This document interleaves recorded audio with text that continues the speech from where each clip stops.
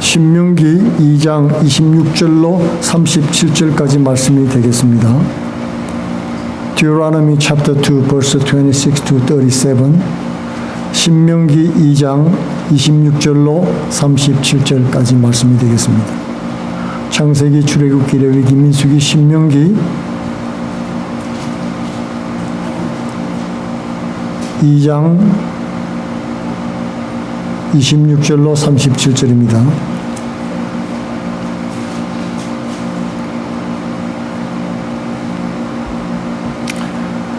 오늘은 본문 말씀을 30절까지만 읽도록 하겠습니다. 함께 교독해 보도록 하겠습니다. 신명기 2장 26절로 30절까지만 읽겠습니다. 내가 그대못 광야에서 헤스본 왕 시온에게 사자를 보내어 평화의 말로 이르기를 나를 내 땅으로 통과하게 하라. 내가 큰 길로만 행하고 좌로나 우로나 치우치지 아니하리라. 너는 돈을 받고 양식을 팔아 내가 먹게 하고 돈을 받고 물을 주어 내가 마시게 하라. 나는 걸어서 지날 뿐인즉 세일에 거주하는 에서 자손과 아루에 거주하는 모압 사람이 내게 향한 것 같이 하라.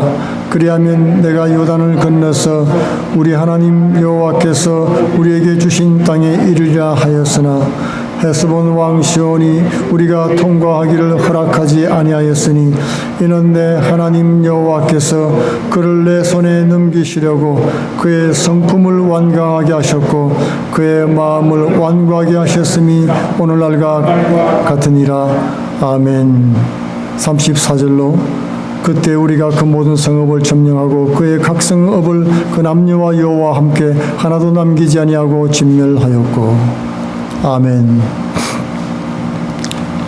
오늘은 언약을 통해 악을 진멸하시는 하나님, 부제로는 시혼과 이스라엘이란 제목으로 은혜를 나누기를 원합니다.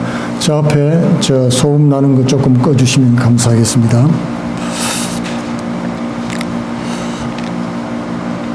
이 세상에 악은 존재합니다.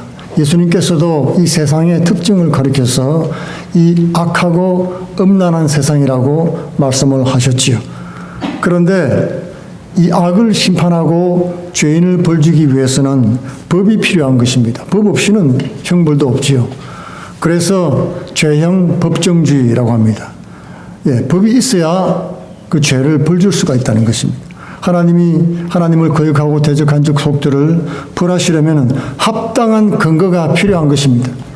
그래야 하나님이 정의의 하나님이 되는 거죠. 인간의 만물의 그 정당성이 인정받는 하나님의 통치를 받아들일 만한 근거가 있어야 된다는 것입니다. 그것이 바로 이스라엘 백성들에게 주신 하나님의 말씀인 율법입니다. 이스라엘 백성에게 나타난 하나님이 자신을 계시하시고 율법을 주어서 하나님을 알게 하고 섬기게 하신 것입니다. 이제는 법을 따라서 하나님을 섬기는 이스라엘을 근거로 해서 불법한 나라 사람들을 이제 벌줄 수 있는, 죄인들을 심판하실 수 있는 근거를 만드신 것입니다. 그러니까 이스라엘에게 법을 가르쳐서 재판관으로 세우셨어요. 그 말씀이 로마서 3장 1, 2절에 있습니다. 그런즉 유대인이 나음이 무엇이며 할례의 유익이 무엇이뇨 범사에 많으니 첫째는 저희가 하나님의 말씀을 맡았음이니라. 유대인들이 하나님 말씀 곧 율법을 통해서 하나님의 세상을 심판할 수 있도록 하셨다는 것입니다. 그러니까 유대인이 하나님 말씀을 맡은 법관입니다. 그리고 죄인들을 정죄하는 것이죠. 그런데 여러분, 그 법을 믿지 않으면 어떻게 될까요? 사람들이 질문하는 것이 바로 그겁니다. 우리가 그 법과 상관이 없는데 나는 그 법 믿지 않아요. 그렇게 합니다. 나는 하나님 말씀 믿지 않습니다. 그러니까 나하고 해당 사항 없어요 라고 말을 합니다.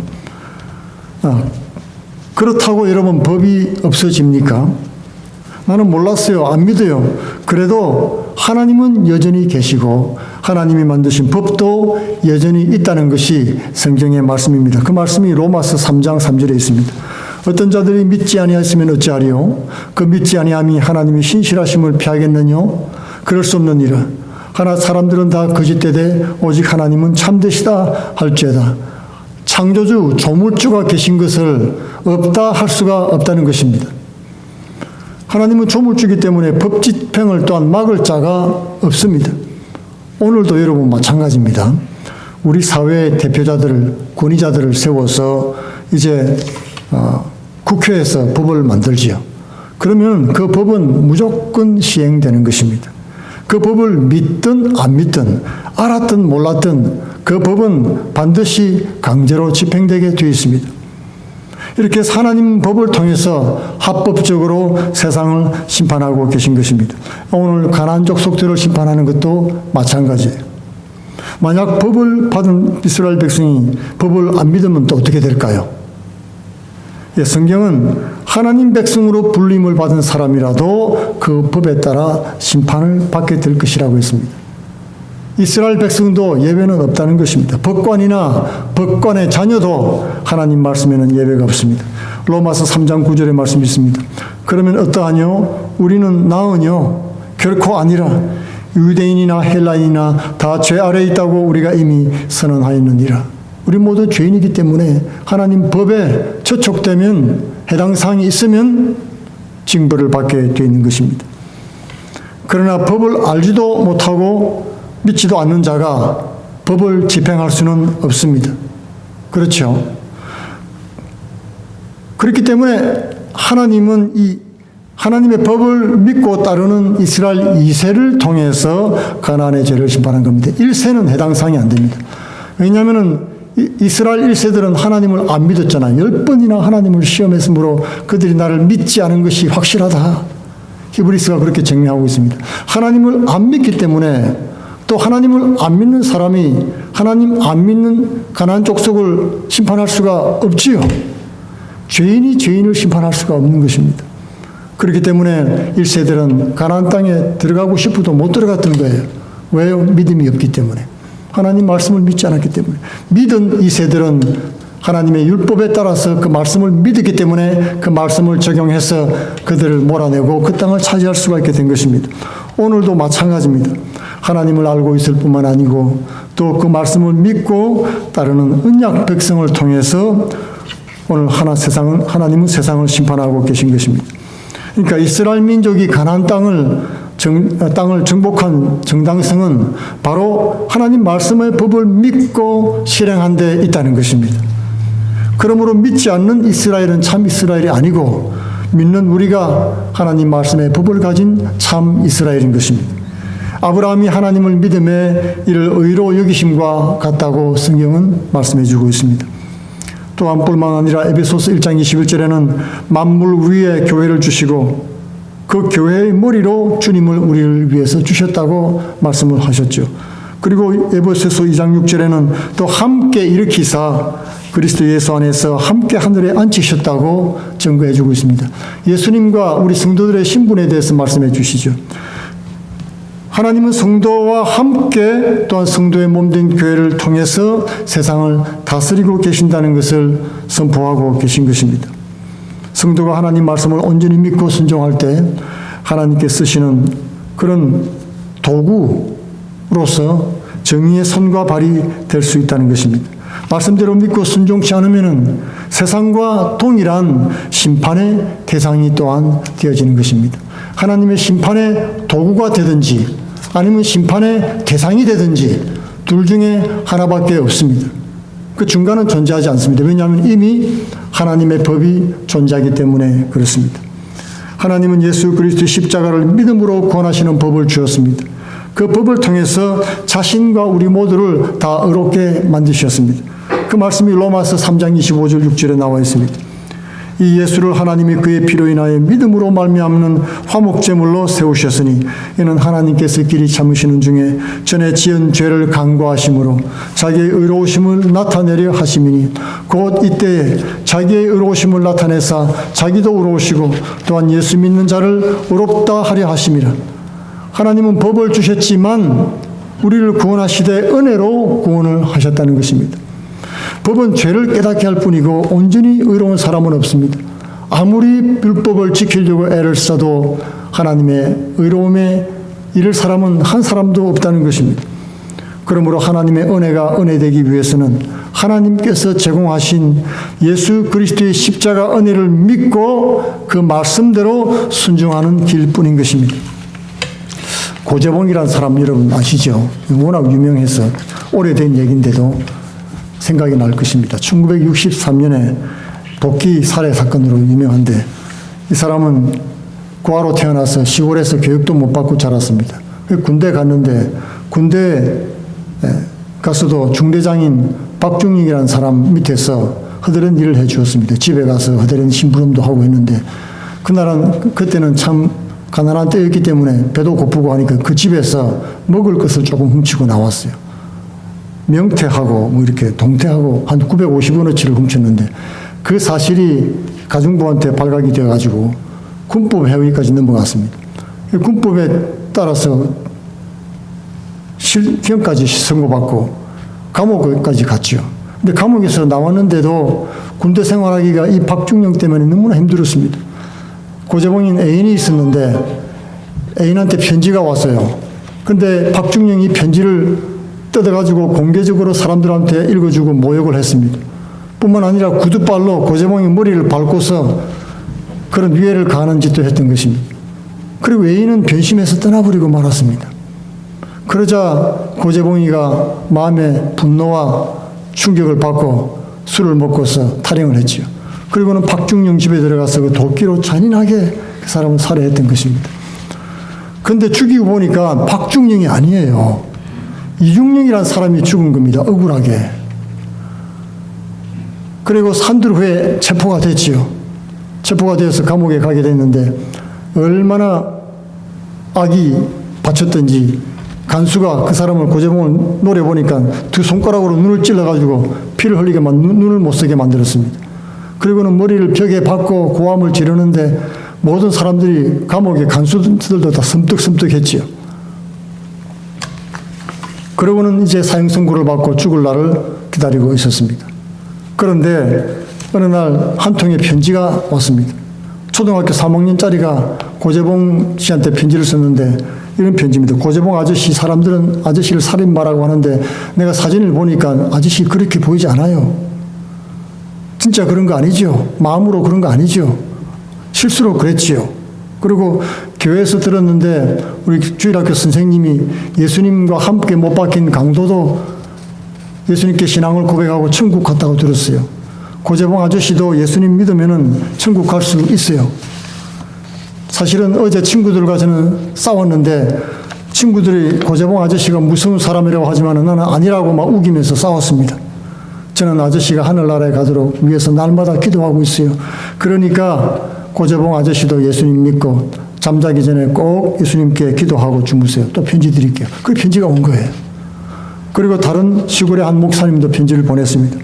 고군에게 눈물로 호소합니다. 인간은 누구나 다 죄인입니다. 누구나 똑같이 지옥 갈 죄인이지만은 예수님이 우리를 위해서 우리 죄를 위해서 죽으시고 고군을 위해서 특별히 십자가에 달려 돌아가시고 부활하셨습니다. 부활하신 예수님이 이제 우리를 위해서 영원한 처소를 예비하고 있습니다. 예수 믿으세요, 고군. 이렇게 편지를 썼습니다. 그 편지를 그 기도와 그 사랑의 편지를 읽고 고재봉의 마음이 움직이기 시작했습니다. 그리고 그 얼어붙었던 마음이 예수님 은혜를 깨닫고 완전히 녹아져서 감옥에서 예수님을 믿게 됐습니다. 그리고 이제 얼마 안 남았는데 날마다 성경을 탐독하기 시작하고 전도하기 시작했습니다. 그리고는 돌아다니면서 전도를 하는데 그 사람이 너무나 갑자기 변했기 때문에 사형이 한 2년 동안 집행이 정지가 됐어요. 이 사람이 빨리 죽여 없애야 된다고 그렇게 했는데 사람이 변했으니까 그럴 필요가 없다. 그러고 한 2년 동안 여유를 주었습니다. 그동안에 강력범 숙소를 돌아다니면서 3,000명이나 전도를 했던 것입니다. 처음에는 전도를 이렇게 했습니다. 야, 나는 사형 선고 받고 내일 모레 죽을 사람이야. 너 하나 더 죽인다고 뭐 큰 벌 받겠냐? 죽기밖에 하겠냐? 너 오늘 죽을래? 예수 믿을래? 이렇게 전도했다는 겁니다. 그 첫날 5명이 믿었대요. 강력범죄 믿는 사람들이. 그러다가는 점점 시간이 지나면서 예수님 은혜가 임하니까요. 은혜를 받고 성령 충만해가지고 복음을 전하는데 어떤 목사님보다도 더 능력이 있는 그런 전도자였다는 거예요. 그 사형 집행하는 날 고재봉이 내가 먼저 하늘나라 가서 기다릴 테니까 다들 나 뒤따라오세요. 그렇게 웃으면서 작별 인사를 했습니다. 마지막 소원으로 찬송가 한 곡을 부르고 죽고 싶은데 내가 찬송가 부르면 내가 웃음을 띠거든 그때 나를 총으로 쏴주세요. 군인이기 때문에 총살을 당했습니다. 그래서 하늘 가는 밝은 길 그 찬송을 부르는데 1절 2절 부르면서 눈물을 흘리면서 불렀습니다. 그리고 3절 마지막 부르는데 평화롭게 웃는 모습으로 있을 때 그때 총을 쏴서 피를 흘리면서 죽었던 것입니다. 억울하게 죽은 이중용 이분 참 억울하게 죽었지만은 이 사람을 통해서 수많은 사람이 하나님 앞에 구원받는 역사가 또 일어났지 않습니까? 우리는 하나님이 하시는 일은 알지 못하는 것입니다. 아무리 지식이 있고 권세가 있어도 이 고재봉이 당한 이런 일을 겪을 때 그 누구라도 이런 일이 발생하지 않는다는 보장이 없지 않습니까? 이 고재봉을 변화시킨 것은 어떤 그 사람의 죄에 대한 지적이 아닙니다. 교육이 아니었습니다. 바로 이 3학년 학생, 여러분 지식이 있으면 얼마나 있겠습니까? 어린아이가. 그는 예수님 사랑으로 진실되게 예수님을 증거했습니다. 먼저 나를 돌아볼 때 나의 부족함을 알 때, 나 자신의 죄인인 것을 먼저 알 때, 그리고 그것을 고백할 때 그 고백이 능력이 있는 것입니다. 구원은 자기 죄를 인식하는 데서부터 시작될 수 있습니다. 그게 안 돼가지고 오늘 사람들은 사람을 향해서 판단과 정죄의 방아쇠를 당기는 것입니다. 그러면은 우리 모두도 다 심판당할 수밖에 없습니다. 피할 길은 오직 예수 그리스도의 손을 붙잡는 길인 뿐인 것입니다. 그리스도의 은혜에 의지하는 길만이 우리를 변화시키고 변화될 수 있는 그런 길이 되는 것입니다. 이 세상은 죄로 인해서 하나님의 심판 아래 놓여 있습니다. 거룩하신 하나님이시기 때문에 죄에 대해서는 철저하게 심판하실 수밖에 없습니다. 오늘 화친을 청하는 손길을 거절하고 하나님을 대적한 이 시온은 진멸을 당했지요. 하나님의 손을 잡고 화목했으면 살았을 것입니다. 그들의 완악한 대응 때문에 하나님께서 그들의 죄를 멸하셨는데 그 죄를 벌하시기 위한 하나님의 방편이었습니다. 성경이 그렇게 밝히고 있는 것입니다. 그러므로 여러분 복음을 듣고 주님의 손을 잡은 화목한 우리는 얼마나 하나님의 은혜입니까? 우리를 믿음으로 의롭게 하신 주님의 사랑을 우리가 생각하면서 세상을 판단하기 전에 자신의 허물을 돌아보면서 주의 사랑으로 죄악과 싸우는 그리스도의 좋은 군사 되시기를 축원드리겠습니다. 같이 기도하겠습니다. 고마우신 아버지 감사합니다. 이 죄 많은 세상에서 나도 죄인이 되어서 악한 일을 할 수밖에 없는 상황 속에서 하나님 나를 불쌍히 여기사 주님을 알게 하여 주시니 감사합니다. 또는 주님을 거절하지 아니하고 마음에 받아들이며 하나님 자녀가 될 수 있게 하여 주시니 감사합니다. 이 은혜를 아버지 하나님 나도 기억하며 나의 죄악됨과 부족함을 생각하면서 사랑하는 이웃을 위해서 기도하며 사랑하고 섬기면서 복된 영적인 싸움을 싸우는 주의 군사 되게 하여 주시옵소서. 예수님 이름으로 기도하옵나이다. 아멘. 우리 다 같이 우리 주위에 있는 어려운